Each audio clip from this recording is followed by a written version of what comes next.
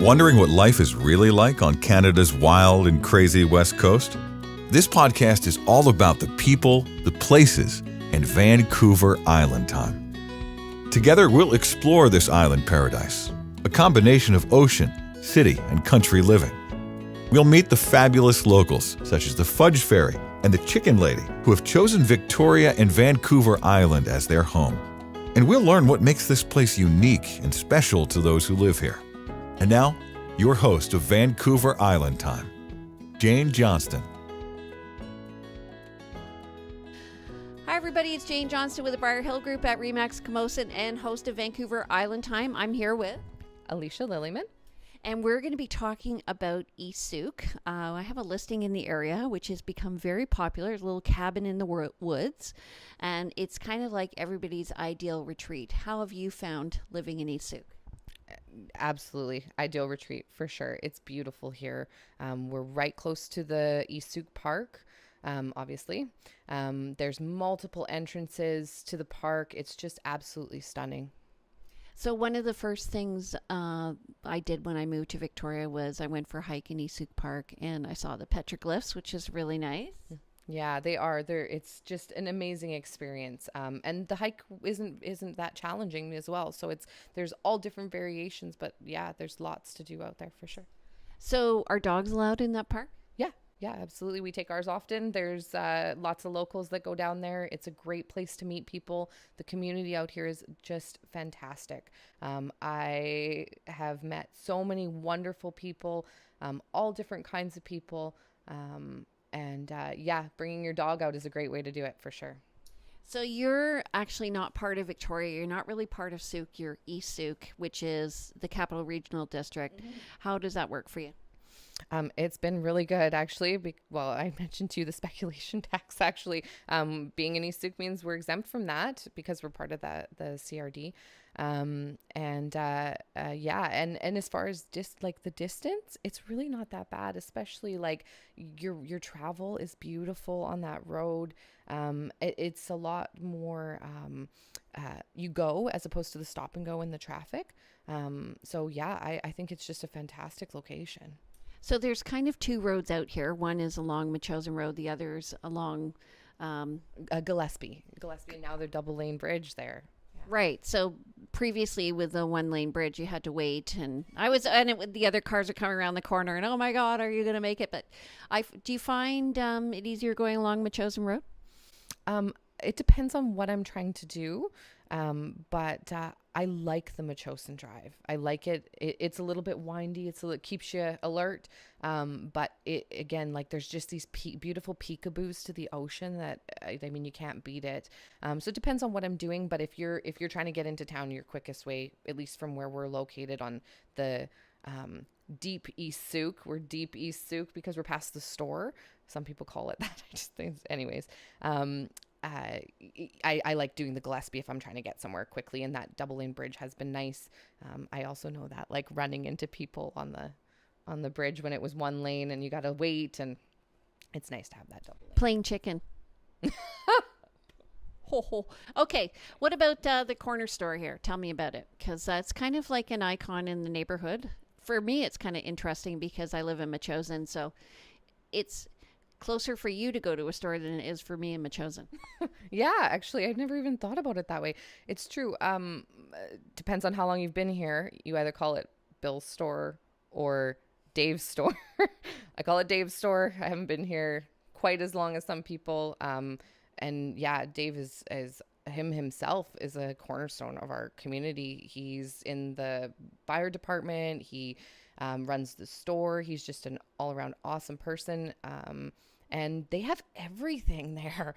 It's crazy. Like, they have hardware supplies. They have, we've gone up there. We got Tylenol when our son was sick. And, you need soap. You need a razor blade for shaving your legs. Like, you can get I don't even know where he keeps it all sometimes. He's got, and then you got every kind of chocolate bar you could ever want. And I know. Yeah, really. I know it's a vice, and they get ice cream in the spring and summer. So yeah, that's a place we stop quite often. There's also the Taste Buds now, that food truck that's there. They are open on the weekends, all the time in the summer. Sometimes I think even during the week. The store is awesome. I absolutely love it. And a lot of our grocery shopping is actually done there. And I don't notice much of a difference in cost either. So, yeah. So what about in terms of eating out here? There are a couple places that are seasonal. Where do you go to eat? My Chosen. My Chosen is amazing. Their pizza is also really good. I mean, you wouldn't survive out in this area if you weren't like awesome. And My Chosen's really good. Really good. Their milkshakes. My son works for My Chosen Pizza. Oh, really? I didn't know that. Okay. See, there you go. And they have goats. Yeah, and it's kind of a rite of passage for locals to work in My Chosen Cafe. I definitely would say that for sure. If I actually, I did apply there. I did apply there at one point myself because it just looks like such a fun place to work. So yeah, absolutely. Our kids went to school with their kids, or not to school. Our kids went to after school care with their kids, and Shannon makes their cheesecakes. Oh. And we actually had the cheesecake like not even that long ago that's there. If we do go out, that's one of the places we go actually is My Chosen for sure. And they have that ice cream shop right beside it now. Mm-hmm. Yeah, that's right. And that's like I mentioned the milkshakes, and they always put a little cherry on top, which is really cool. Do you ever go to the Broken Paddle? No, and I haven't been there. That's next door, close to the same. No, what's that like? It's good. It's she has an awesome cookie called a commuter cookie, and she serves amazing coffees. And then if you go during the day, they're not open for dinner, but if you go during the day, you can get homemade soups and breads and cakes and desserts. It's really good. Oh, I'll definitely have to check that one out for sure. What about in the marina here? There's a little restaurant. Oh, yes, the Smokin' Tuna. Yeah, I can't even believe I overlooked that one. It's right on your way to Beecher Bay too. So if you're going to the Aylard Farms area to do the petroglyphs or just access the park, it's beautiful. There's the Smokin' Tuna. Yeah, it's phenomenal for sure. And what do you think about Beecher Bay? So they have the new development there, the Spirit Bay development. That's right. Yeah, and I haven't looked a lot into that. I've seen them. They're really cool colors. There's the blue and the red and the yellow houses. Yeah, they're wonderful. I think they're like quite tall too, a couple levels. Yeah. A lot of them have views, and what's kind of cool, they have a marina right there where you can park your boat, but also they don't allow fishing in that area, so they have whales that come in, I'm told.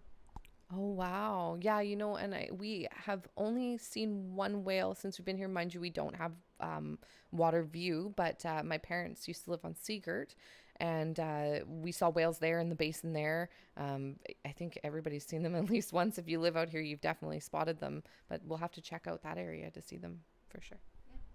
And what about for your son? So you have a 2-year-old. What do you do for daycare if you have daycare or, playmates? Because you are kind of remote. Yes. But there is a daycare out here. It's again, like people, I think, underestimate what's hidden in all these little spots. So, there's, I believe it's called Ecole Petites. It's lots of the people I know here, their children go there. My son does not. He's home here with me. But we go to the Strong Start at Hans Helgensen. There's lots and lots of activities out here for kids, and a huge community of families. I've got friends all over around here, and it's just a short walk up the road to our one friend's house, and she's got a daughter who's 4. But yeah, there's childcare out here and everything. Yeah. And there's also for people who want to volunteer. So there's the fire department. Yeah. And any other opportunities?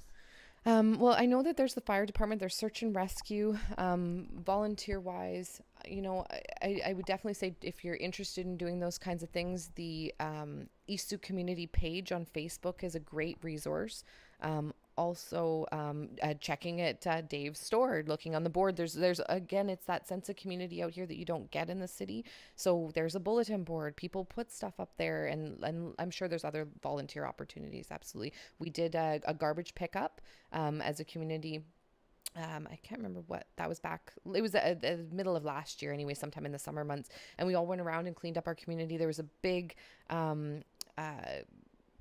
dump site at Dave's store, and you put it in, and we totaled up the volume and everything. It was, there's lots of opportunities like that too that are posted that you can look for. So when you go in for bigger shops, do you tend to go to Langford or do you tend to go into Sooke? I'd say it's about 50-50. They both have their merits. Sooke, we enjoy going there. My parents are over there. And we like it to go to, if we're going to go to Village, we go there for groceries most often. Langford, if we're looking for bigger stuff, it's the same distance from where we are actually. So it doesn't really matter too much, but Langford, if we're going to do any of the big mall shopping or we need furniture or something like that, that's where we'd go. And last question. So in terms of grocery stores, where do you go? Which grocery stores? So here we actually do a lot at Dave's store. We do, I would say, about 50% of our groceries at Dave's store. The rest we do at Village, and occasionally at Western as well, which are both located in Sooke. And at Christmas, we usually buy our turkey in Langford. So. All right. So if you want more information about the East Sooke area, contact me. I'm Jane Johnston with the Briar Hill Group at Remax Camosun. And if you're interested in learning about the Wicked Chicken, stay tuned because we're going to be back and we're going to talk about what it's like to own and operate a chicken factory, or what do you say? I guess own and operate at this point right now with all the little birdies back there. We're just chicken connoisseurs. That's what we are. Chicken. I don't know, Jane, what would you call it? Well, I think it's a lifestyle, actually. Yes. You know what? That's a good way of putting it. If you're going to operate this kind of chicken lifestyle, I don't like to think of our birds as commodities, really. So, otherwise you wouldn't name them. I can't believe I let Athen name Walter. Okay, so stay tuned. We're going to be back with some fun stories about being the owner of a chicken and all the experiences you have and information. So stay tuned. We'll be right back. Bye. Vancouver Island Time is brought to you by the Briar Hill Group at Remax Camosun, Victoria, where we bring local expertise and global presence to your property. Hi, everybody. It's Jane Johnston with the Briar Hill Group at Remax Camosun and host of Vancouver Island Time. And I'm here with Alicia Lillyman. And you are? The Wicked Chicken. That's right. The Wicked Chicken. So how did you get into chickens? My husband, actually, I have to give him the credit. He wanted chickens. I also wanted chickens. I did not know the work of chickens. Now I love the work of chickens. I am the chicken lady too. Yeah. So I have chicken sat, and which means that I've gone over to somebody's house when they've been away and had to take care of their chickens. So the first thing that surprised me when I had to take them off their roost and put them into their enclosure was how warm their feet were. Oh my gosh. Yes. And just in general, they are super warm. But it's interesting that you had to pick them up and put them onto the roost. Ours all file in nice and easy into the coop on their own. It's good training, I think. How long did it take for you to get comfortable raising chickens? I would say the first 6 months were really challenging. There is a big learning curve. Chickens' health is not the same as human health, obviously. So learning about different things that can affect them. We also happened to take on a chicken that had a sprained leg when we first started. So a little bit of work there. I would say the first 6 months was a little bit touch and go. We also had lots of pullets, so we're getting a ton of eggs. So I was like, where are my eggs? But now it's just second nature. We go out, we let our birds out. Lots of people have automatic doors. We are not that fancy. We go out, we let our birds out. We have a feeder that they can get to on their own. It's locked in an aviary, so fortunately we don't have to feed them every day. But we throw scratch down. We bring them all of our kitchen scraps, which is amazing, a benefit I never really knew of. So all of our stuff, certain things they can't have. So of course you got to look into that, what you're giving them, but they love raspberries, or at least ours do, and grapes. Yeah. So does that affect the taste of the eggs? It does if you feed them a lot. But we haven't, I do notice a huge difference in our eggs versus store-bought eggs. But as far as their taste, I can definitely tell like a free range chicken that gets out and pecks and scratches and gets bugs and all that kind of stuff. But no, I haven't noticed anything from our food that we feed them has made much of an effect. So where do you get your chickens? So I get ours from the Three Sisters. Most of ours came from there at the beginning, which is in Sooke. A wonderful lady. Other than that, we take on rescue chickens as well. So high lines that or hybrid layers that are no longer good to others come here. They usually are still producing eggs, but not at the volume that they were originally. And oftentimes they come with health problems. So we treat those health problems, much to my husband's dismay. It ends up being a lot more of a in the hole than a moneymaker, but it feels good to do it. So we do get hens from there. And other than that, friends, and we hatch our own. So how easy is it to hatch your own chickens? Oh, goodness. It seems easy because you have an incubator, or you can put it under a broody hen, which some people do as well. I like to be more hands-on. But 21 days is what it takes. However, you got to monitor your humidity in your incubator. Make sure that there's water. So there's a little water tray in the bottom. Make sure that there's water there. Make sure that the temperature stays. And in East Sooke, where we do get some power outages, it's pretty good to have a generator. And other than that, the hatch is the big exciting day. So when they come out, it usually takes anywhere from the 21 days, which they say it will, up until about 25. Yeah, it's easy in some ways and hard in others. So when you're saying the incubator for the mother hen.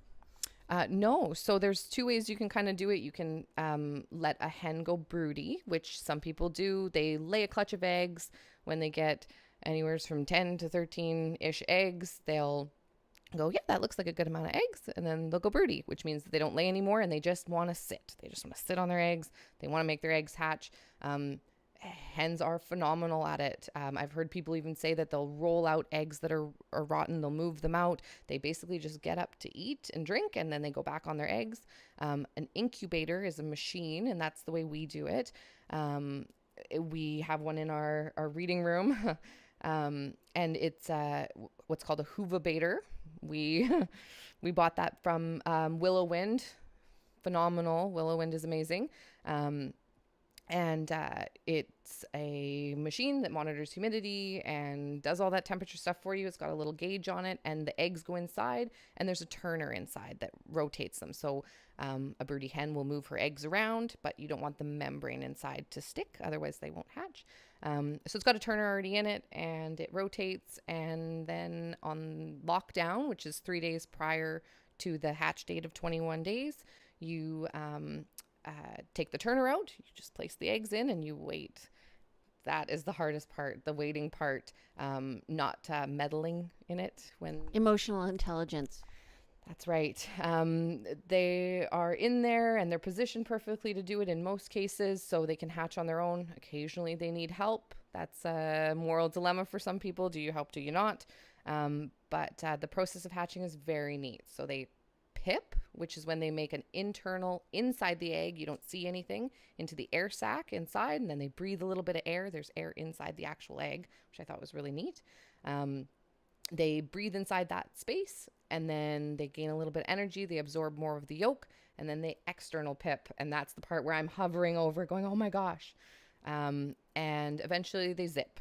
So anywhere from a couple hours to 24, even 36, they do a zip around the egg and they pop open. And then you have a wet looking bird that eventually fluffs up, like the ones you saw there in the nursery. We call it the nursery. So we're going to take a look at some baby chicks that just hatched. These guys are between 3 and 4 days old right now. I'll take them out and show you. We've got 3 what's called olive eggers. That's the mix of that Marin outside and our golden Americana. And we have one little blondie back there. And that is a purebred Marin. So I will... Oh, are you going to say? Yeah. You want to have anything to say? Yeah, so this is our little Marin. This one is actually just 3 days old. They hatch at different times, so they're, of course, of course. My likes you. It's got the soft peeps. It's not worried.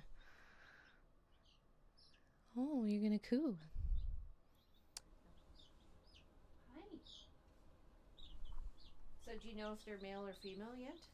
We don't. So, sexing of the chicks is, there is some chicks that are, there are some chicks that are, have sex-linked traits, so their feathers will come out different colors depending on their gender.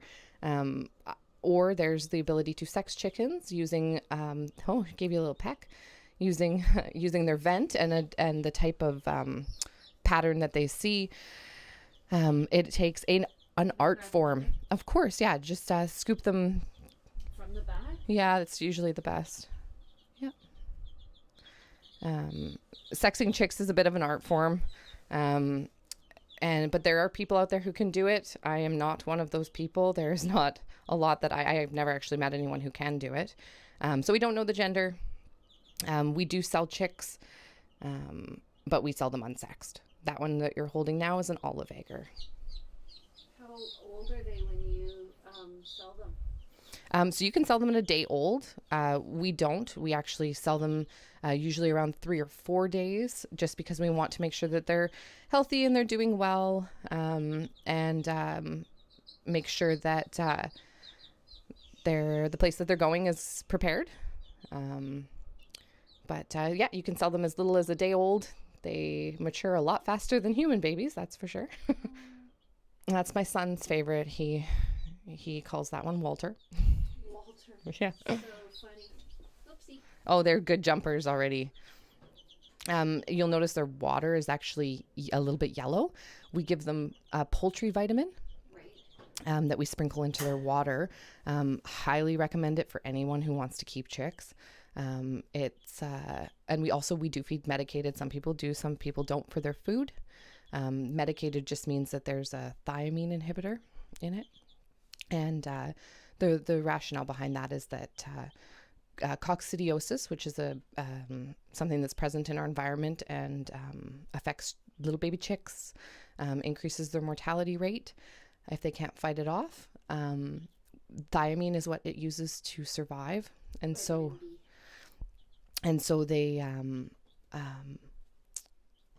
it's got a thiamine inhibitor, so it doesn't allow the coccidiosis to survive. We only do that for the first 8 weeks, and then we put them on regular non-medicated crumble.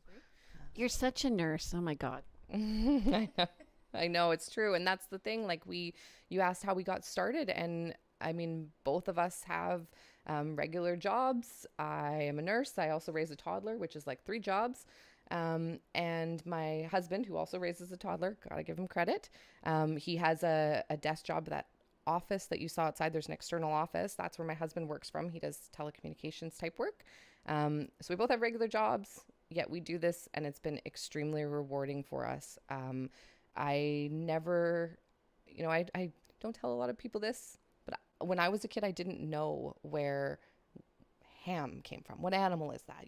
The lack of education on your, where your food is coming from. And now being able to provide my son with that experience of raising chicks. He loves going in there. I think it's important for everybody, even if it's just a couple backyard chickens. It's a good start. It's a good start. And it spirals from there, and it gets exciting, and you learn things and you share with other people. And that's part of the community aspect of it too. Yeah, it's even like we grew up with lots of animals in our house, and even having a dog and realizing that you're not the only, like, I look at our dog and I say to my daughter, okay, well, this is a trial period for you, because she wanted the dog, how responsible you are, right? And obviously she's not. But anyway, now she's over time, she's learned she has to pick up after the dog and feed the dog and walk the dog, and it's a big responsibility. It definitely can be a big responsibility, but I think it's extremely rewarding. And I definitely found, like I said, with the I don't like this term, but the battery hens, the rescue hens that we do, that came later. We started off doing our own birds, and eventually we worked into doing that.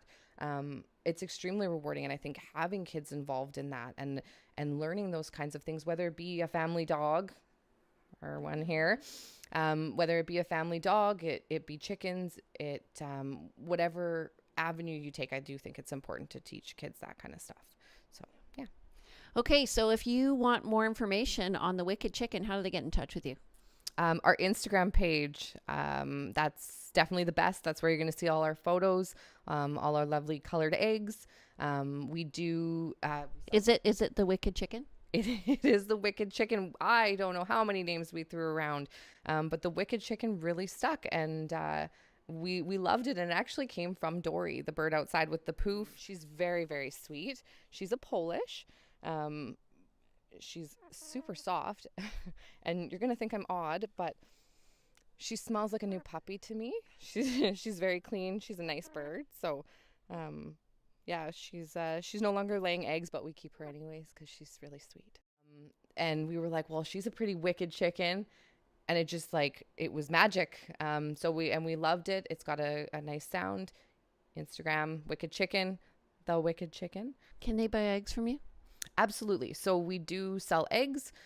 We also do sell chicks, as I mentioned, and we occasionally do sell point of lay as well, but I have a hard time letting them go. Point of lay being when they're about to lay eggs, and older hens as well. Okay, if you want more information about the Wicked Chicken, check her out on her Instagram page, _wicked_chicken. And if you want more information about Sooke, contact me. I'm Jane Johnston with the Briar Hill Group at Remax Camosun, and we'll see you later. Welcome to the neighborhood. Welcome to the neighborhood. We hope you have had some insight into West Coast living. If you know of someone or someplace that should be highlighted in our podcast, we'd love to hear from you. Please go to VancouverIslandTime.com and click on our Connect button. See you next week on Vancouver Island Time with Jane Johnston.